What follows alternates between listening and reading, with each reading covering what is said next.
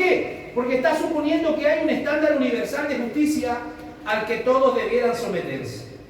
Sin embargo, eso no significa que esa persona viva o actúe de acuerdo con esa norma que reclama con vigor. El teólogo C.S. Lewis, en una de sus obras, dice: si bien es posible que exista una excepción aquí o allá, todo el mundo está consciente de que no vive a la altura de lo que reconoce como correcto. ¿Cree usted que el gran teólogo C.S. Lewis tenía razón? Todo el mundo vive a la altura, ¿verdad? Todos creen que están a la altura de lo que ellos piensan que es correcto. Así que cada vez que alguien piensa que lo que él cree que es correcto, va a defender a capa y espada su posición porque él piensa y cree que eso es correcto. Pero de ahí que viene el sentido de la frustración que muchos van a experimentar consigo mismos, porque son conscientes de que no son como quieren ser. ¿Cuántos alguna vez en la vida han sentido que no son lo que realmente quieren ser? No somos lo que realmente queremos ser. Pablo tenía esa problemática y él dijo: el bien que yo quiero hacer no lo hago, porque hay una ley en mis miembros, decía, que se revela contra lo que yo quiero hacer. Supongo que esa es una de las razones por las que existen tantas religiones en el mundo. Miles de religiones, hermanos, se profesan en el mundo. ¿Y por qué? Porque hay tanta gente que está buscando autoayuda, porque la gente quiere ver cambios en su vida. Si hay algo tras lo que la gente en este tiempo anda, hermano, es en poder provocar cambios. Cambios en todo el sentido de la palabra en su vida. Pero esto se va a agudizar entre los cristianos, porque no nos medimos con la regla generalmente aceptada por la mayoría, sino que los cristianos nos medimos con la norma de la palabra de Dios. El problema es que muchos cristianos no tienen idea de cómo avanzar o cómo trabajar eficazmente en las áreas en que quieren ver cambios en su vida. Incluso la ley moral es incapaz de producir ese cambio en nosotros. La función de la ley no es lograr que seamos suficientemente buenos para ser aceptados delante de Dios. Por el contrario, uno de los propósitos de la ley moral es acusarnos y es mostrarnos la gracia de Cristo. Porque la ley siempre nos va a estar acusando nuestros pecados, nos va a estar enrostrando los detalles que nosotros tenemos que cambiar.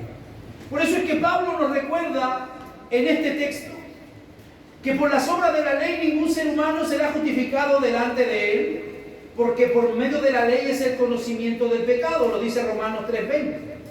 Pero ¿qué es lo que nos dice el libro de Romanos, capítulo 3, verso 27? Pues, ¿dónde pues está la jactancia? Queda excluida. ¿Por cuál ley? ¿Por la ley de las obras? No, sino por la ley de la fe. Concluimos pues, dice Pablo, que el hombre es justificado por fe, sin las obras de la ley. El Evangelio, hermanos, sin embargo, no puede resumirse y llegar a ser simplemente un mensaje breve sobre cómo podemos ser perdonados y aceptados por Dios. El Evangelio es como un diamante que posee muchas caras y solo podremos apreciar lo hermoso de ella al explorar cada una de esas caras. Necesitamos comprender, como dije al principio, que el Evangelio es más que una oración de fe. El Evangelio es más que un cristiano, una persona que viene y profesa y se sienta en una iglesia pensando que es poseedor, hermano, del Evangelio. El Evangelio es más que eso. Entonces usted dirá: bueno, pastor, ¿y qué es el Evangelio? Vea lo que le voy a leer un momento.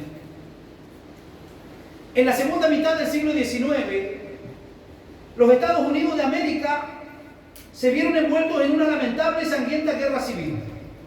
Un grupo de estados del sur decidió independizarse de la Unión y esta guerra estalló el 12 de abril de 1861 y concluyó 4 años después con la rendición de los ejércitos del sur el 9 de abril de 1865. Aunque fueron varias las causas que finalmente provocaron la derrota de los estados sureños, una de las armas más poderosas que usaron los estados del norte fue diseminar entre ellos dinero falso.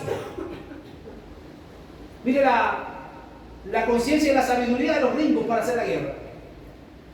Una de las formas como debilitaron al reino del sur y aquellos pueblos, ¿verdad?, que estaban en guerra contra los del norte, fue hacerle circular el rumor y hacerle circular dinero falso. Cuando ellos vieron y cuando ellos comenzaron a crear esa desconfianza, se aceleró rápidamente su derrota. ¿Por qué? Porque entre ellos mismos ninguno tenía confianza en el otro. Tanto el que compraba como el que vendía estaban desconfiando, y eso los llevó a perder la guerra, porque ya nadie estaba confiando ni estaba apoyando a nadie. Esa misma técnica, hermanos, esa misma táctica es la que usa el enemigo para desprestigiar el evangelio. Es tanto evangelio falso que circula a través de las redes sociales que mucha gente reacciona con escepticismo o confusión cuando escuchan ese mensaje. No son pocos los púlpitos que han sustituido el mensaje del evangelio por una religión de autoayuda que tiene más que terapia psicológica que un cristianismo. También están aquellos que ofrecen todo tipo de bendición material si uno recibe a Cristo en su corazón. O vas a recibir un buen vehículo, o vas a tener un buen sueldo, o vas a tener una buena casa y por supuesto una buena salud para disfrutar de todos estos bienes. Pero eso no es todo. También debemos añadir que muchos creyentes presuponen que el mensaje del evangelio es primordialmente para los incrédulos, una especie de trampolín desde el cual saltamos hacia la piscina de la vida cristiana y que podemos dejar atrás después de la conversión para luego sumergirnos en las doctrinas más profundas. Lo cierto, hermano, es que ningún creyente podrá crecer y madurar en su vida cristiana a menos que posea un entendimiento cada vez más claro del evangelio y que se apropie de ese evangelio cada día más por medio de la fe. No hay forma ajena de crecer en la gracia y el evangelio si no es a través de la palabra del Señor. Y apropiarme del evangelio a través de la fe. Romanos lo decía en el texto que tomamos como base: el justo por la fe vivirá. Dígalo conmigo: el justo por la fe vivirá. ¿Y qué es lo que es el evangelio? ¿Qué es lo que es el evangelio? Etimológicamente la palabra evangelio viene de la palabra evangelium, que significa... ¿qué significa evangelio? Una buena noticia o buenas nuevas. Una buena noticia o buenas nuevas. La palabra evangelio era muy común en el mundo greco-romano y generalmente no estaba asociada con un mensaje de tipo religioso. Ojo, cuando la palabra evangelio comienza a circular dentro de los círculos griegos y de los círculos romanos, la palabra evangelio no se refería a lo que nosotros escuchamos hoy día, no tenía un contexto espiritual. Sígame, que esta tarde vamos a deambular entre el púlpito y la sala de clase. Yo después reviso las grabaciones y a veces me doy cuenta que me traslado desde el púlpito hasta una sala de clase y después de la sala de clase vuelvo al púlpito. Es toda una doble personalidad que se me manifiesta cuando estoy aquí. Pero usted va a saber cuando le estoy enseñando y cuando le estoy predicando, ¿sí o no? Usted se da cuenta cuando estoy enseñando y cuando estoy predicando. Bueno, la palabra evangelio era común en el mundo greco-romano y generalmente no estaba asociada con un mensaje de tipo religioso. Yo alguna vez le compartí este dato de la historia. No estaba asociada con un mensaje de tipo religioso, más bien la palabra evangelio lo usaban los militares y los políticos. Imagínense, ¿cuánto que vienen existiendo esos tipos?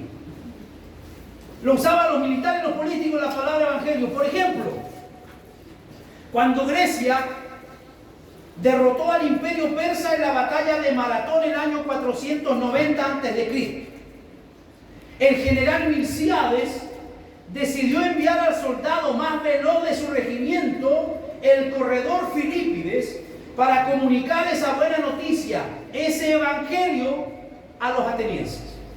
Se cuenta que Filípides corrió 42 kilómetros que separaban los campos de Maratón a la ciudad de Atenas. Corría tan velozmente que al llegar él solo pudo decir: hemos vencido, y cayó muerto. Por eso que hoy día la maratón se corre 42 kilómetros en honor. Se llama maratón en honor a esa batalla que se realizó en esos campos. Este hombre corrió tan rápido para poder llegar y dar esa noticia. Así que en honor de esa proeza es que se realizan muchas maratones alrededor del mundo, que no son otra cosa que correr la distancia que supuestamente recorrió Filipides aquel día. Ahora, esta buena noticia debía haber impactado profundamente a los atenienses. La amenaza había sido eliminada y ahora podían vivir en paz. No por la actuación de los receptores de la noticia, porque no habían hecho nada, ellos habían quedado en su casa, ellos recibieron las noticias, sino más por la causa de los soldados que habían peleado en la batalla de Maratón a favor de ellos.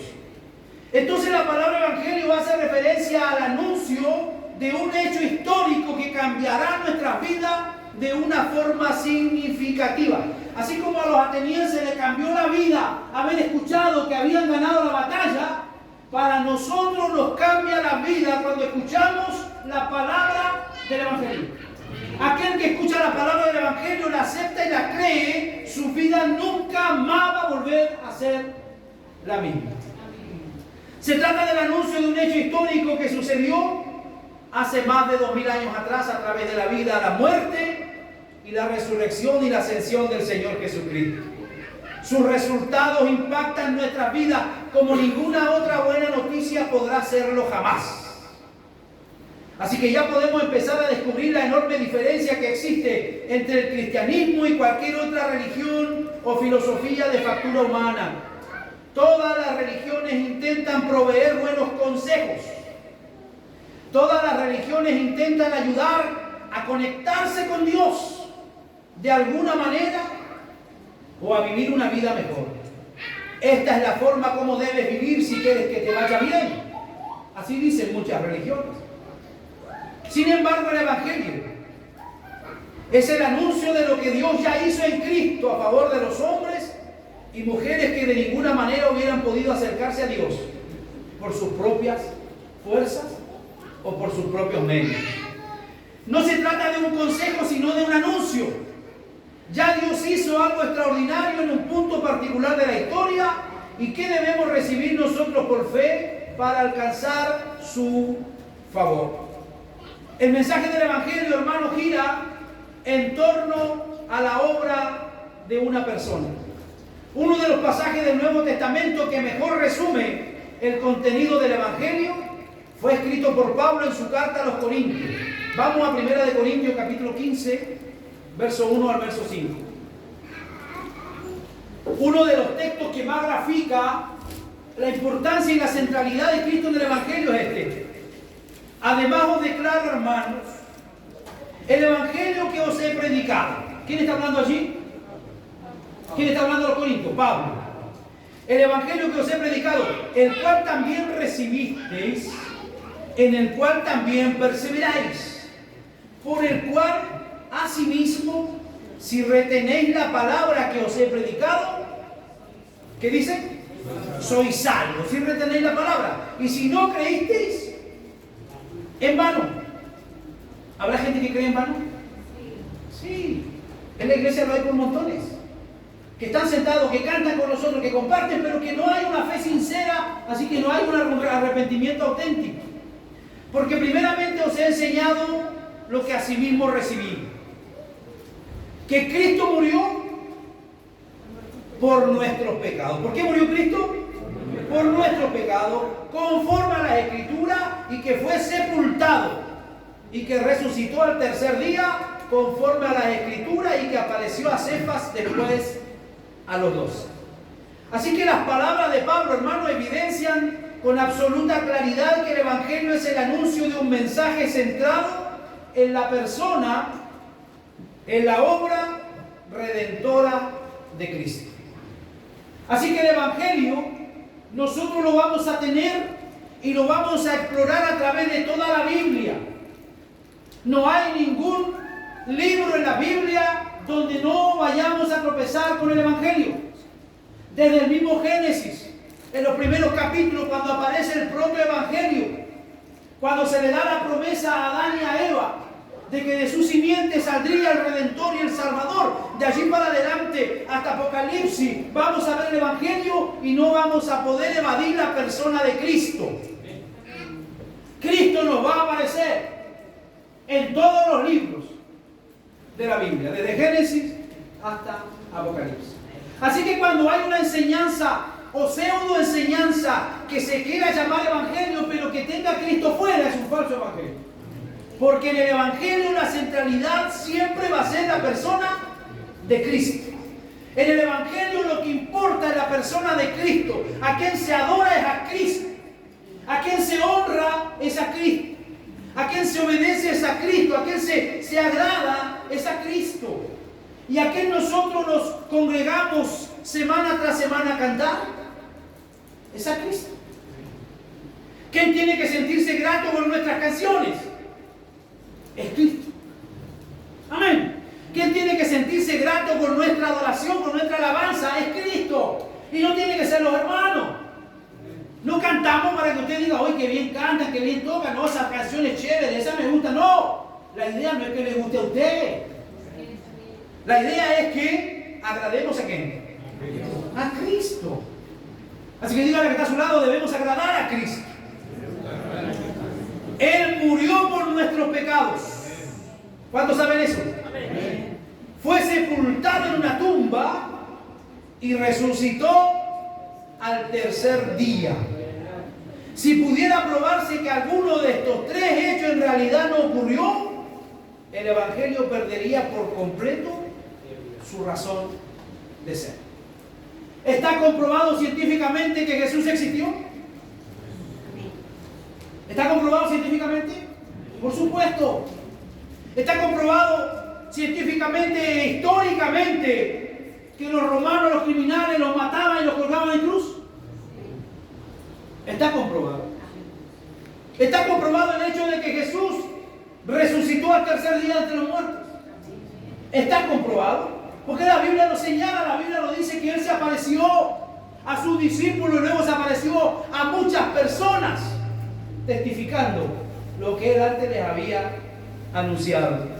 En nuestra cultura pluralista muchos parecen pensar que lo importante de una religión es la forma en que te ayuda a ser una mejor persona, independientemente de la veracidad de los hechos que sustentan su mensaje. Pero si el cristianismo ha hecho de ti un mejor humano, ha hecho de ti alguien menos egoísta, ha hecho de ti alguien entregado a los demás, entonces no importa si Cristo fue un personaje real o una leyenda, lo importante es el efecto positivo que esa creencia ha producido en ti.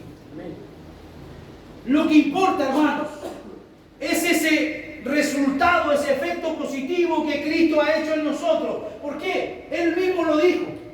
Más bienaventurados son los que no vieron, pero creyeron. Nosotros tal vez en la vida de cristiano no vamos a tener nunca una experiencia espiritual. Tal vez no vamos a ver nunca un ángel. Tal vez no vamos a sentir nunca ese cosquilleo que sienten algunas personas en la iglesia. No se nos va a hacer nunca el nudo en la garganta que sienten algunos cuando el Señor los toca. A lo mejor usted nunca en la vida va a sentir nada, pero usted cree en el Señor. ¿Por qué cree en el Señor? ¿Por qué le cree? ¿Necesita verlo?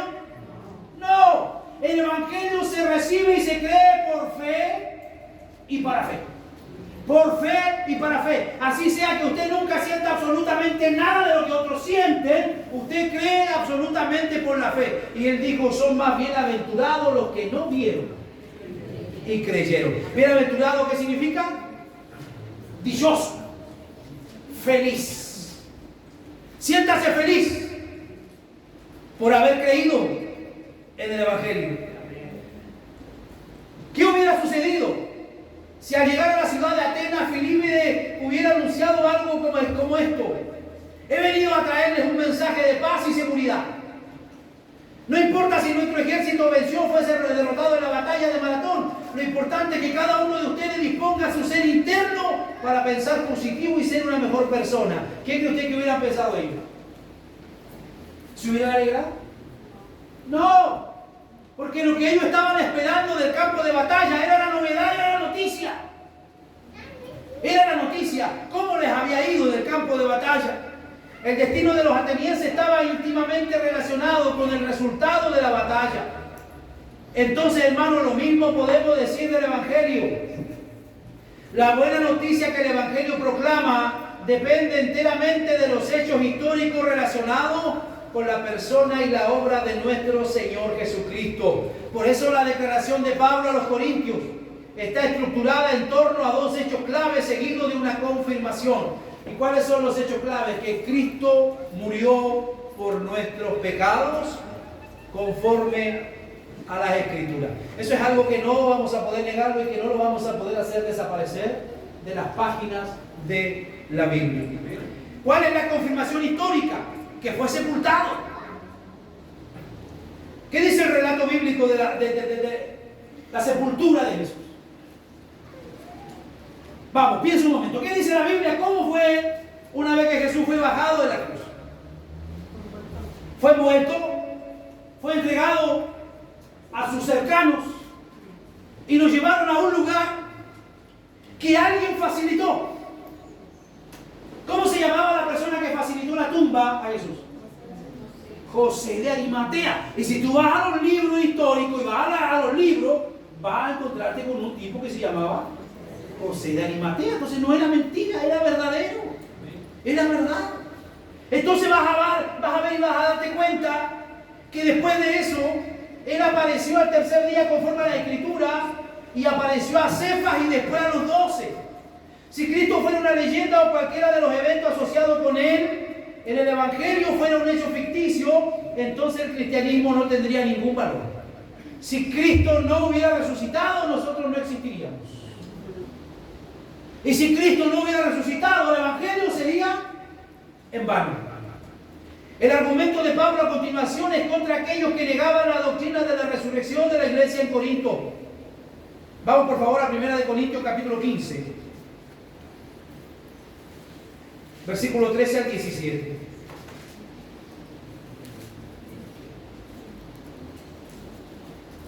Porque si no hay resurrección de muertos, tampoco Cristo resucitó.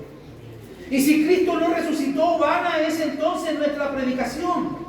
Vana es también vuestra fe. Y somos hallados falsos testigos de Dios porque hemos testificado de Dios que Él resucitó a Cristo, al cual no resucitó, si en verdad los muertos no resucitan. Porque si los muertos no resucitan, tampoco Cristo resucitó. Y si Cristo no resucitó, vuestra fe es vana, aún estáis en vuestros pecados. Aquí está el apóstol Pablo haciendo reflexionar a la iglesia de Corinto. Bueno, si Él no hubiera resucitado, entonces nosotros aún estaríamos en nuestros pecados. Pero el Evangelio tiene hechos redentores que fueron prometidos y que fueron prometidos en el Antiguo Testamento. Los profetas hablaron de Jesús. El salmista hablaba de Jesús. Y Pablo insiste en el hecho de que Cristo murió, fue sepultado y resucitó. La profunda conexión con las promesas de Dios se presenta de manera precisa en la introducción a la carta, ¿verdad?, a los romanos. Vamos a Romanos, capítulo 1. Romanos, capítulo 1, del verso 1 al 5. Pablo, siervo de Jesucristo, llamado a ser apóstol, apartado para el Evangelio de Dios, que Él había prometido antes por sus profetas. ¿Dónde lo había prometido? En las Santas Escrituras. Acerca de su Hijo nuestro Señor Jesucristo, que era del linaje de David según la carne, y que fue declarado Hijo de Dios con poder, según el Espíritu de Santidad, por la resurrección de entre los muertos. ¿Y por qué recibimos la gracia y el apostolado? Para la obediencia a la fe en todas las naciones por amor de su nombre. Aquí Pablo enfatiza que Jesús es el hijo de la promesa dada por Dios a Abraham y el rey prometido del linaje de David. Esa es la razón por la que el Evangelio de Mateo comienza con la genealogía de nuestro Señor Jesucristo. Este es un tema que lo encontramos reiteradamente en el Nuevo Testamento. Tal vez uno de los pasajes más memorables es el encuentro de Jesús con sus discípulos suyos. Lucas capítulo 24, verso 25. ¿Se acuerdan después que Jesús fue crucificado, fue sepultado? Habían algunos discípulos que iban camino a una aldea llamada Emaús. ¿Qué dice el Evangelio de Lucas. Uno de los pasajes más memorables, Lucas capítulo 24. Ellos iban hacia Emaús, comentando los hechos recientes ocurridos en Jerusalén, el arresto y la ejecución de Jesús. Al parecer ellos daban por sentado que habían cometido un error al pensar que Él era el que había de redimir a Israel. Vea por favor Lucas capítulo 24, versículo 21. ¿Qué dice? ¿Qué dice Lucas 24, 21? Vaya por favor con su Biblia.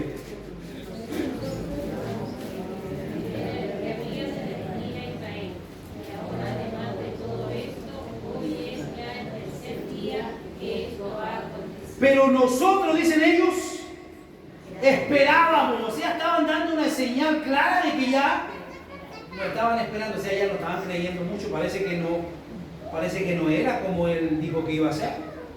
Pero nosotros esperábamos que Él era el que había de redimir a Israel, y ahora además de todo esto, hoy ya el tercer día que esto ha acontecido, y Jesús los escuchó. Jesús los escuchó con atención. ¿Y qué es lo que dice Jesús? Jesús le responde en el versículo 25. Entonces Él le dijo: oh insensatos y tardos de corazón para creer todo lo que los profetas han dicho. ¿No era necesario que el Cristo padeciera estas cosas y que entrara en su gloria? Y comenzando desde Moisés y siguiendo por todos los profetas, les declaraba en toda la Escritura lo que decían de Él. Jesús le hizo una clase de teología bíblica y teología sistemática mientras caminaban camino a Emaús. Le hizo una introducción a la Biblia, como le llamaríamos en teología, y lo llevó y lo paseó desde Moisés, luego lo llevó a los profetas, todo señalando todo lo que se hablaba y todo lo que se decía de Él. De manera que es imposible poseer un entendimiento adecuado del contenido y el alcance del Evangelio, a menos que lo analicemos en el contexto más amplio de la historia de la redención. Los hechos históricos que el Evangelio anuncia de Cristo giran en torno al problema del pecado. Primera de Corintios 15:3. Pablo afirma que Cristo murió por nuestros pecados. Él vino a ayudarnos con el más serio de todas las dificultades por medio de su muerte en la cruz. Y esta no es una verdad muy popular hoy en día, porque el hombre contemporáneo se estima demasiado a sí mismo, a la vez que desprecia profundamente la idea de un Dios que tiene derecho a establecer la regla del juego. Mire, cuando usted habla hoy día con el hombre y la mujer contemporánea y usted le da a ellos una clase de humanismo, ellos van a estar felices, porque a través del humanismo tú vas a exaltarle su ego. Y a través del humanismo tú vas a decir: wow, qué importante tú eres. Oh, eres un tremendo campeón, eres una campeona, y eso a la gente le gusta. Pero cuando tú a la gente la sientas y le comienzas a hablar del Evangelio y le comienzas a hablar de Dios, automáticamente se cierran. ¿Sabe por qué? Porque chocan contra la soberanía de Dios. Si hay algo que al pecador le incomoda, es la soberanía de Dios. Porque para mí es más fácil decir que yo me mando solo a reconocer que quien manda en la tierra es Dios. Amén. Entonces aquí se va a producir, hermano, esa lucha que se produjo en mucha gente en el tiempo de Jesús. Decía el pastor presbiteriano Horacio Bonner que la incredulidad del hombre siempre envuelve dos cosas: una buena opinión de sí mismo y una mala opinión de Dios. ¿Tenía razón este teólogo? El hombre tiene siempre una buena opinión de sí mismo. No, si yo soy un buen chato no le hago mal a nadie. Y siempre tiene una mala opinión de Dios. No, Dios es malo, Dios prohíbe muchas cosas, Dios es un tirano. No, ¿y por qué hay guerra? ¿Y por qué esto? ¿Y por qué lo otro? Siempre van a ver a Dios mal y ellos se van a ver buenos. El hombre es incrédulo porque se estima demasiado, sabe que no es perfecto y aún puede admitir que toma decisiones desafortunadas o que comete errores de juicio. Sin embargo, es incapaz de verse como un pecador que merece el justo juicio de Dios por sus pecados. Y es lo que hoy día la gente escucha y es lo que se enseña en muchos púlpitos. Al pecado ya no se le llama pecado. Hablábamos el miércoles pasado en la reunión de pastores. Al pecado ya no se le llama pecado, ahora se le llaman errores. No cometió un error. No cometió un error, cometió un pecado. Y si cometió un pecado, ¿cuál es la solución a ese pecado? Arrepentirse. Entonces cuando la gente saca de los púlpitos la palabra pecado, va a tener que sacar también el arrepentimiento. Y es lo que se está viendo hoy en muchas iglesias. No se habla de pecado porque el pecado no vende, hermanos. El pecado a nadie le gusta que le hablen de pecado. Pero necesitamos entender que Pablo habla de su presentación del Evangelio en los primeros 3 capítulos de su carta, para luego exponer en detalle el impacto del pecado en la raza humana. Dice Pablo que somos injustos delante de Dios por haber violado su ley moral en incontables ocasiones. Por eso él dice, no hay justo ni aún. Díganlo conmigo, no hay justo. No me convence con esa gana, no me convence. No hay justo, ni aún uno. Nadie se puede considerar justo superior a nadie porque todos nosotros necesitamos de la gracia y del favor del Señor. Amén. Pablo dice, segundo, nuestro entendimiento está dañado. No hay quien entienda, dice en el versículo 11. No hay quien entienda. Eso no significa que el hombre incrédulo no pueda entender y recibir la información. Pero sin la regeneración detestamos lo que pudiéramos llegar a conocer de Dios y de sus caminos. O en el mejor de los casos vamos a reaccionar con indiferencia. Lo que estamos aprendiendo en la clase de teología. La revelación general a todos les parece fantástica. Hablar de la naturaleza, hablar de la creación es maravilloso, pero cuando empezamos a interiorizarlo en la revelación especial, que es la palabra, entonces la gente ya se hace a un lado, ya no les gusta. Tercero, nuestro corazón es incapaz de inclinarse hacia Dios. ¿Qué dice Pablo ahí? No hay quien busque a Dios. No hay quien busque a Dios. No hay quien lo busque. Y usted dirá, pastor, que yo sí estoy orando, pero no, buscamos a Dios en la forma como Él quiere que lo busquemos. Lo buscamos a nuestra manera. Hablaba el otro día con alguien y me decía, pastor, yo estoy haciendo ayuno, pero empezó a relatarme y a hablarme todo lo que hacía del ayuno y ese ayuno nunca fue ayuno.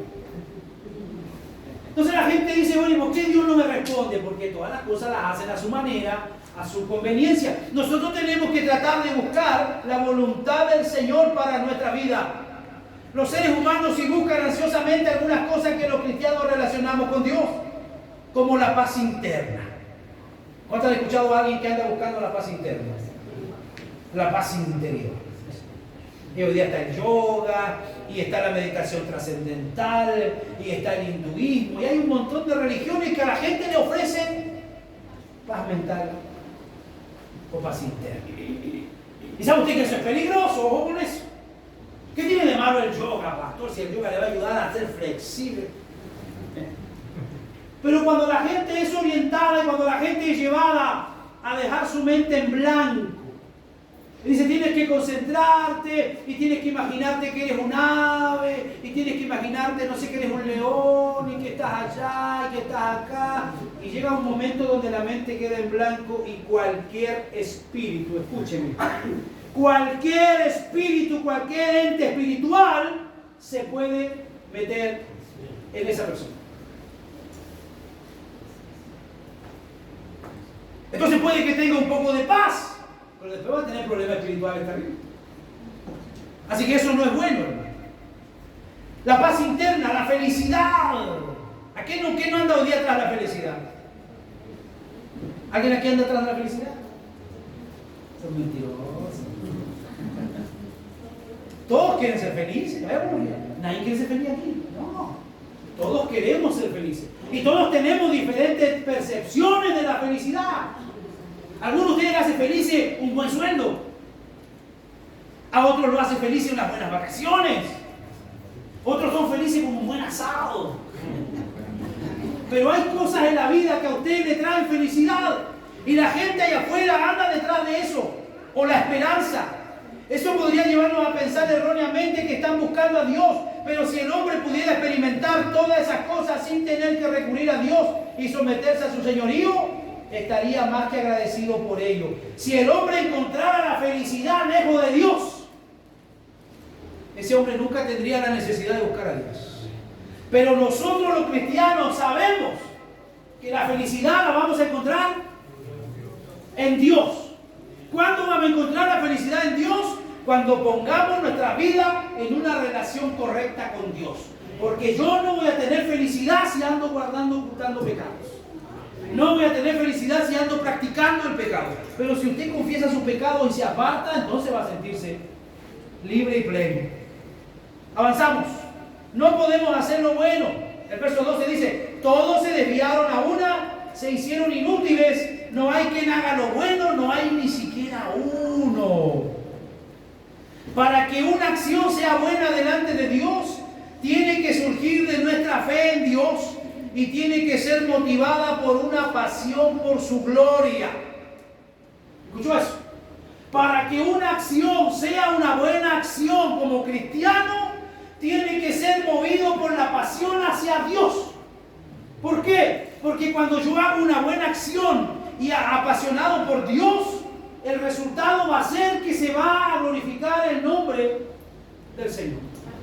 Pero si usted mete la mano en el bolsillo, en el centro, saca 5,000 pesos y se lo da a un limonero para que los demás lo vean a usted, eso estuvo de más porque Dios no lo va a alabar. ¿Cuándo Dios va a ser glorificado? Cuando tú haces una ofrenda o una actitud a alguien, pero lo haces de un corazón sincero, sin esperar recibir nada a cambio, sin un interés de que un día va a volver, sino que tú lo estás ofreciendo como lo estás haciendo para el Señor. Y esa es una obra que va a glorificar al Señor. 5. El pecado ha dañado nuestro hablar. ¿Cuántos pueden reconocer eso? Sepulcro abierto es su garganta. Versos 13 y 14. Con su lengua engañan. Veneno de áspides hay debajo de sus labios y su boca está llena de maldición y de amargura.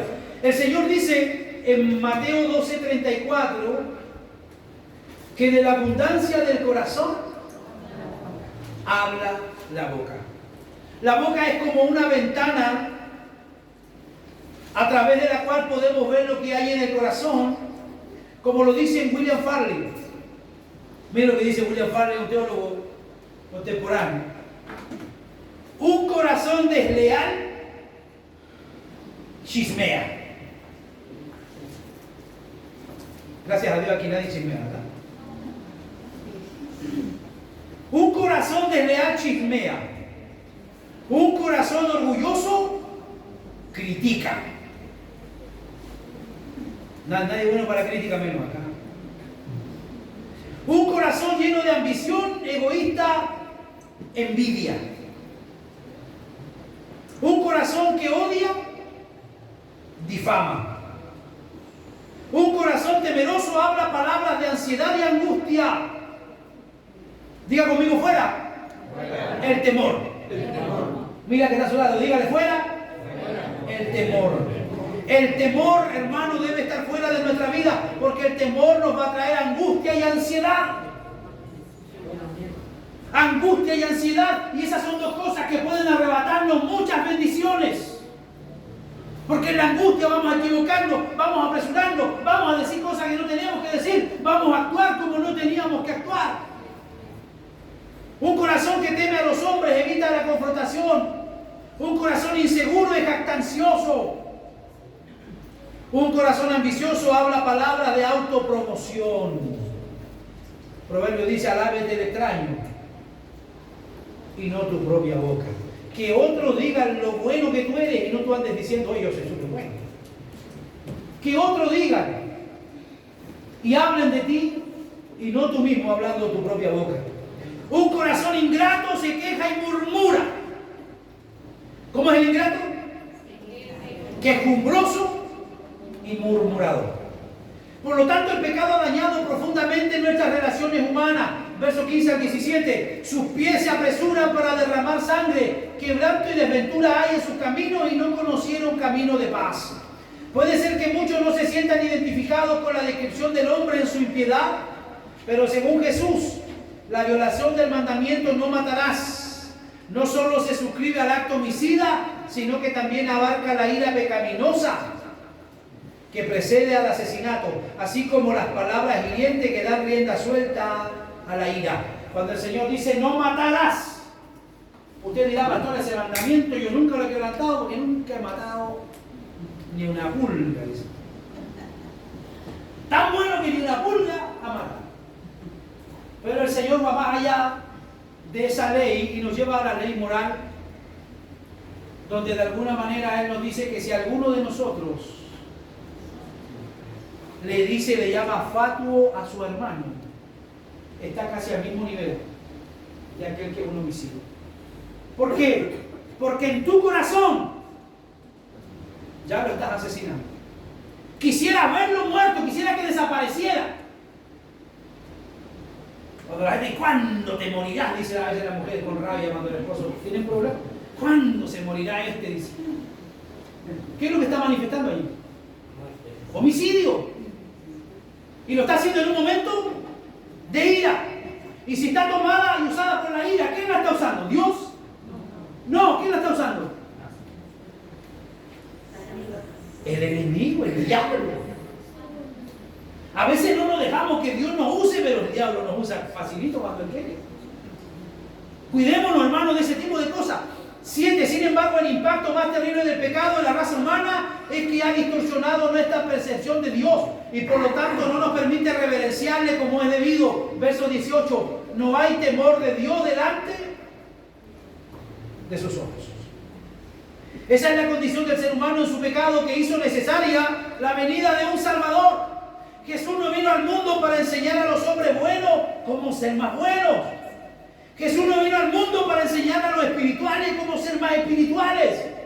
Él vino a salvarnos del terrible impacto que el pecado ha provocado en todas las áreas de nuestra vida y sobre todas las cosas, en todo el daño que ha hecho en nuestra relación con Dios.